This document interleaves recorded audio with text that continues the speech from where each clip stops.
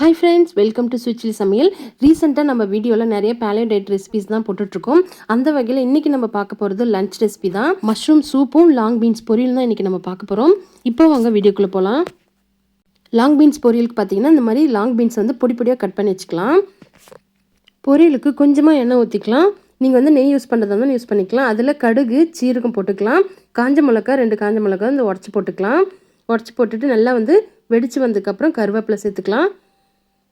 கருவேப்பிலை சேர்த்துக்கப்புறம் பொடி பொடியாக கட் பண்ணி வச்சுருக்க பூண்டி நம்ம சேர்த்துக்கலாம். அதையும் போட்டு நல்லா வந்து வாசனை போகிற அளவுக்கு வதக்கி எடுத்துக்கலாம். இந்த டிஷ்க்கு சின்ன வெங்காயம் ரொம்ப டேஸ்ட்டாக இருக்கும். ஒரு 5-6 சின்ன வெங்காயம் பொடி பொடியாக கட் பண்ணி அதையும் வதக்கிட்டு இது நல்லா வதங்கினதுக்கப்புறம் நம்ம பொடி பொடியாக கட் பண்ணி வச்சுருக்க பீன்ஸை நம்ம சேர்த்துக்கலாம். இது கொஞ்சம் நல்லா வதங்கி வரதுக்காக கொஞ்சமாக மஞ்சத்தூளும் உப்பும் சேர்த்துட்டு கொஞ்சம் லேசாக வந்து தண்ணி ஊற்றி இது நல்லா வேக வச்சிடலாம். கொஞ்சமாக இது முழுகிற அளவுக்கு மட்டும் தண்ணி ஊற்றினா போதும். இது நல்லா வந்து தண்ணி ஊற்றி வெந்து வரட்டும். இப்போ தண்ணி வந்து இந்த அளவுக்கு நல்லா ட்ரை ஆனதுக்கப்புறம் நம்ம தேங்காய் பூ போட்டு ஒரு லேசாக ஒரு கலர் நம்ம இறக்கிட வேண்டியது தான். உங்களுக்கு விருப்பம் இருந்துச்சுன்னா இதில் வந்து வேர்க்கடலை கூட போடலாம். ரொம்ப டேஸ்ட்டாக இருக்கும். ட்ரை பண்ணி பாருங்கள். இப்போ பொரியல் ரெடி ஆகிடுச்சு. சூப்பு வந்து நம்ம டக்குன்னு ரெடி பண்ணிடலாம். அதுக்கு பார்த்திங்கன்னா கொஞ்சமாக வந்து பட்டர் சேர்த்துக்கலாம். இந்த பட்டர்லேயே பார்த்திங்கன்னா ஒரு 15 பல்லு பூண்டு நல்லா பொடி பொடியாக கட் பண்ணி அதையும் சேர்த்துட்டு நல்லா வாசனை போகிற அளவுக்கு நல்லா வந்து கோல்டன் கலர் வர அளவுக்கு வறுத்துட்டு ஒரு 5-6 சின்ன வெங்காயத்தை பொடி பொடியாக கட் பண்ணி அதையும் நம்ம சேர்த்துக்கலாம். இந்த பூண்டு வந்து இந்த சூப்புக்கு வந்து ரொம்ப டேஸ்ட்டாக இருக்கும். கண்டிப்பாக ட்ரை பண்ணுங்கள். பூண்டு வெங்காயம் நல்லா வந்து வதங்கி வந்ததுக்கப்புறம் நம்ம வந்து கட் பண்ணி வச்சுருக்க மஷ்ரூம் வந்து சேர்த்துக்கலாம். இந்த மஷ்ரூம் பார்த்திங்கன்னா ஒரு 200 கிராம் அளவுக்கு இருக்கும். உங்களுக்கு எந்த அளவுக்கு தேவையோ நீங்கள் அந்த அளவுக்கு வந்து போட்டுக்கலாம்.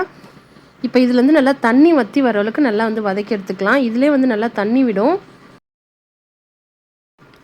கொஞ்சமாக வந்து உப்பு சேர்த்துட்டு நல்லா கலரி விட்டுடலாம். இதில் வந்து தண்ணி வந்ததுக்கப்புறம் நம்ம எக்ஸ்ட்ரா தண்ணி ஊற்றி அதுக்கப்புறம் நம்ம கொதிக்க விட்டுடலாம். மஷ்ரூம் பார்த்திங்கன்னா இந்த அளவுக்கு நல்லா தண்ணி விட்டுருக்கும்.